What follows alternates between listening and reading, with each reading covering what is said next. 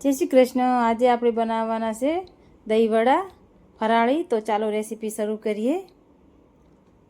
મેં મોરૈયાને બાફી નાખ્યો છે અને બટેકાને પણ બાફી નાખ્યા છે। બે અલગ અલગ બાફ્યા તમે, કેમ કે બટેકા મોટા હતા એટલે થોડો ટાઈમ લાગે બફાતો, અને મોરૈયો તો જલ્દી બફાઈ જાય છે અને ટાઈમ લાગતો નથી બફાવામાં। તો હવે આપણે એને મિક્સ કરી નાખવાનું છે। કાંટાવાળી ચમચીથી એનાથી ગાંઠા નથી રહી જતા એટલે એનાથી મેં મિક્સ કરી નાખ્યું। અને આમાં થોડા જ મસાલા પડે છે તો ટેસ્ટી મસ્ત બને છે। લીલા મરચાં અને આદુની પેસ્ટ થોડીક કૂટીને આપણે એમાં નાખી દઈશું। અને પછી થોડોક અડધી ચમચી જેવો આપણે એમાં નાખવાના છે કાળા મરીનો પાવડર,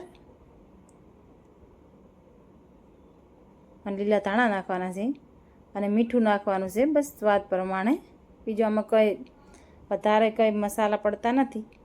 અને મિક્સ કરી નાખશું આપણે એને એકદમ જેમાં આટો બાંધાય એમાં એને મિક્સ કરી નાખવાનું છે। પછી આપણે નાના નાના વડા બનાવી નાખશું માપના।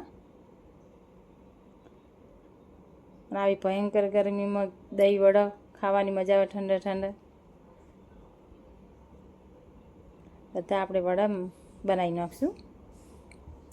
થોડું પાણી લગાવતું રહેવાનું હાથમાં એટલે ચીપકે નહીં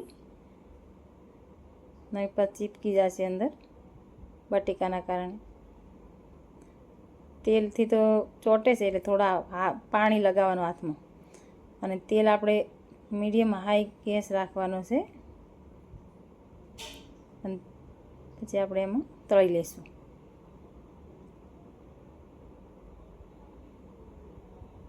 ધીમા તાપે જ આપણે એને વડાને તળવાના છે, અને આરામથી આપણે એને એક એક કાઢી લઈશું। વડાને પાણીમાં નાખવાના નથી, ખાલી 5 મિનિટ એને પંખે ઠંડા થવા મૂકશો તો આપણી ડીશ તૈયાર। અને અંદરથી એકદમ સોફ્ટ બને છે। અને મેં 1 કટોરી દહીં લીધું છે અને મિક્સ કરી નાખ્યું ચમચીથી કે ગાંઠા ન રહી જાય। અને 1.5 ચમચી મેં સાકર દળેલી નાખી છે, અને ઠંડુ પાણી થોડું જ નાખ્યું છે કે આપણું મસ્ત દહીં ઘૂંટી નાખો એકદમ બસ એવી કન્ડિશન રાખવાની છે આપણે એની। ને પતલું નથી કરવાનું દહીં આપણે, પાણીમાં નાખવાની ઝંઝટ વગર આપણે ફટાફટ બની જાય એવા દહીં વડા, ખાલી થોડા ઠંડા થવા જેવાના। અને ગ્રીન ચટણી થોડીક નાખશું આપણે, અને ખજૂર આંબલીની ચટણી બે ઘરે જ બનાવી છે, એની પણ રેસીપી પછી મૂકીશ। અને ઉપરથી થોડોક આપણે શેકેલા જીરાનો પાવડર નાખવાનો છે, અને લાલ મરચાં થોડોક નાખશું આપણે ઉપરથી।